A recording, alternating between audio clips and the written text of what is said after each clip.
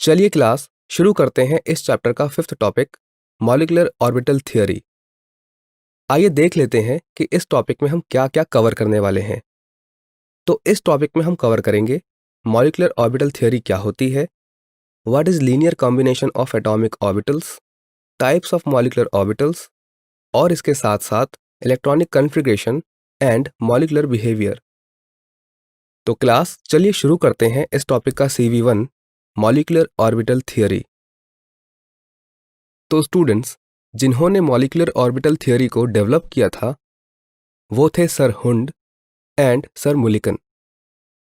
इन्होंने molecular orbital theory को 1932 में डेवलप किया था। तो क्लास आइए समझते हैं कि मॉलिक्यूलर ऑर्बिटल थ्योरी के जो फीचर्स थे वो क्या क्या थे। The very first feature is कि जिस तरह से इलेक्ट्रॉन्स एटॉमिक ऑर्बिटल्स में डिस्ट्रीब्यूटेड रहते हैं, इसी तरह से इलेक्ट्रॉन्स मॉलिक्यूलर ऑर्बिटल्स में भी डिस्ट्रीब्यूटेड रहते हैं।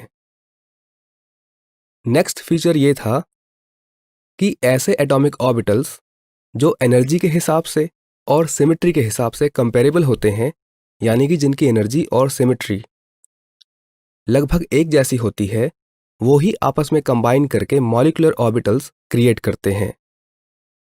नेक्स्ट फीचर ये है कि अगर हम एटॉमिक ऑर्बिटल की बात करें तो वहां पर जो इलेक्ट्रॉन होता है वो केवल एक ही न्यूक्लियस से इन्फ्लुएंस्ड होता है, यानी कि केवल एक ही न्यूक्लियस का प्रभाव इलेक्ट्रॉन पर देखने को मिलता है।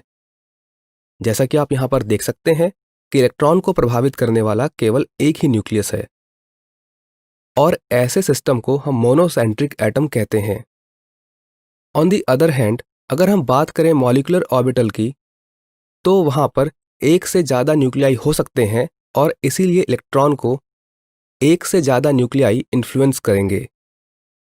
ये इस बात पर डिपेंड करेगा कि मॉलिक्यूल में कितने एटम्स हैं।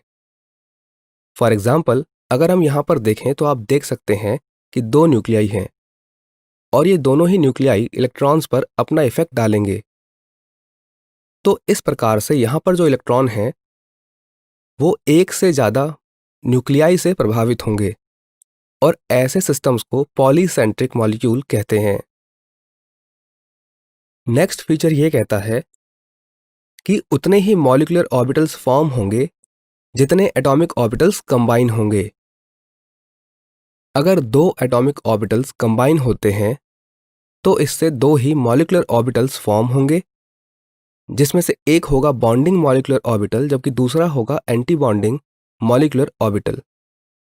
अब जो बॉन्डिंग मॉलिक्यूलर ऑर्बिटल होता है वो एनर्जी के हिसाब से लोअर इन एनर्जी होता है और इसीलिए इनकी स्टेबिलिटी ज़्यादा होती है। On the other hand, anti bonding molecular orbitals जो होते हैं उनकी एनर्जी हाई होती है, इसीलिए इनकी स्टेबिलिटी लो होती है। मॉलिक्यूलर ऑर्बिटल थ्योरी का जो नेक्स्ट फीचर है वो ये कहता है कि जब भी कोई मॉलिक्यूल फॉर्म होता है तो वहां पर एक से ज़्यादा न्यूक्लियाई हो सकते हैं, जिन्हें हम ग्रुप ऑफ न्यूक्लियाई कह सकते हैं, और इनके चारों तरफ जो इलेक्ट्रॉन का प्रोबेबिलिटी डिस्ट्रीब्यूशन होता है उसे हम मॉलिक्यूलर ऑर्बिटल से ही शो करते हैं।